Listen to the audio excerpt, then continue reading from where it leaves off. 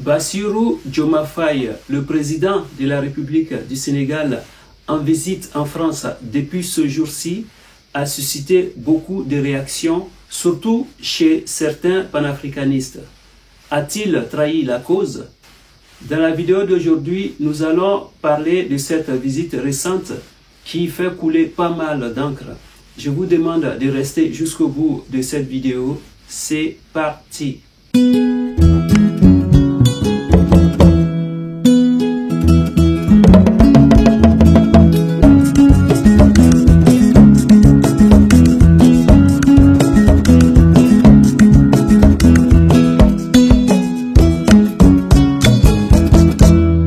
Bonjour à toi, si tu me découvres pour la première fois, mon nom est Bachir M. Sanogo. Sur cette chaîne, je te parle de business, d'entrepreneuriat, d'investissement et de l'immobilier. Et parfois, nous abordons des thèmes qui peuvent faire évoluer l'Afrique et toute sa diaspora. Si tu aimes ces genres de thématiques, alors n'oublie pas de t'abonner, d'activer ta cloche pour être informé des prochaines publications. Comme je te le disais à l'introduction de cette vidéo, le président de la République du Sénégal, Bassirou Diomaye Faye, est en visite en France depuis ce jour-ci et il y a beaucoup de réactions en Afrique, un peu partout, surtout chez certains panafricanistes, comme quoi il aurait trahi la cause. Alors, dans la vidéo d'aujourd'hui, nous allons essayer de rester vraiment neutre, mais c'est juste une analyse qu'on va essayer de faire et avec quelques exemples pour donner notre avis.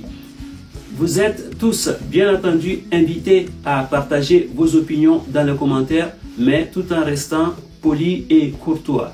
Alors, il faut que ça soit très clair pour tout le monde. Est-ce une solution de couper la communication tout de suite quand il y a un désaccord? Je pose cette question. Est-ce utile de couper tout de suite les relations avec une personne quand on a des divergences d'opinion? Moi, à mon humble avis, je pense plutôt que la divergence des opinions sont plutôt une richesse. Pourquoi? On ne peut pas s'entendre sur tout, mais cela ne peut pas être moteur d'une rupture sèche, comme on l'a vu dans certains pays. C'est leur vision, c'est leur manière de voir les choses, mais à mon humble avis, je ne pense pas que ça soit bénéfique. Pourquoi? Je vais vous sortir quelques exemples. En ce moment, nous traversons une période de crise mondiale vraiment très aiguë. Entre le conflit russo-ukrainien, on a vu qu'il y a des sanctions qui pleuvent de partout contre la Russie et l'Ukraine est aidée par tout le monde. On a tous vu que presque le monde entier a été unanime quant à la condamnation de la Russie face à l'agression menée contre l'Ukraine, comme on le dit couramment dans les médias. Mais la Russie et les États-Unis n'ont pas arrêté de commercer. Même si les sanctions pleuvent comme jamais sur la Russie, les États-Unis n'ont pas arrêté d'échanger avec la Russie. Car ils savent que c'est très important. On peut avoir des divergences, on peut ne pas être d'accord, mais cela ne doit pas mener à une rupture sec. Les ambassades des États-Unis, de la France, de l'Angleterre, toutes ces ambassades sont encore ouvertes en Russie et vice-versa. Donc, ils ont compris qu'on ne peut pas faire une rupture comme ça sec. Ce n'est pas possible. Il faut négocier, même si on n'est pas d'accord sur certains points. Cela ne doit pas être une rupture sec. Déjà, cette visite en France, ce n'est pas que le président de la République du Sénégal qui est invité. Il y a le président Nana Akufo-Addo du Ghana. Il y a plusieurs présidents comme ça africains qui sont invités ici et c'est dans le cadre d'une rencontre mondiale. Et donc, je pense que ce n'est pas une mauvaise idée que le président Bassirou Diomaye Faye ait accepté cette invitation. Je vais prendre l'exemple d'un pays qui a décidé de faire une rupture presque avec tout le monde entier. Et quand on va dans ce pays, on a l'impression que la vie s'est arrêtée aux années 60. Je pense que vous l'avez deviné, c'est le pays de Fidel Castro, c'est le Cuba. Personnellement, j'ai jamais été là-bas, mais c'est incroyable les images que j'ai pu voir avec certains amis qui ont été là-bas. C'est pas la fin du monde. Mais quand on regarde les voitures, c'est les voitures des années 60. Quand on regarde l'architecture, quand on regarde la vie en tant qu'elle-même, ce n'est pas une mauvaise idée de vouloir évoluer à leur rythme. Mais Le fait d'avoir coupé avec le monde entier, ça fait que leur évolution est complètement en déphasage avec le monde entier. Et donc, dans cette vidéo, je ne suis pas là pour juger qui a le droit et qui n'a pas le droit.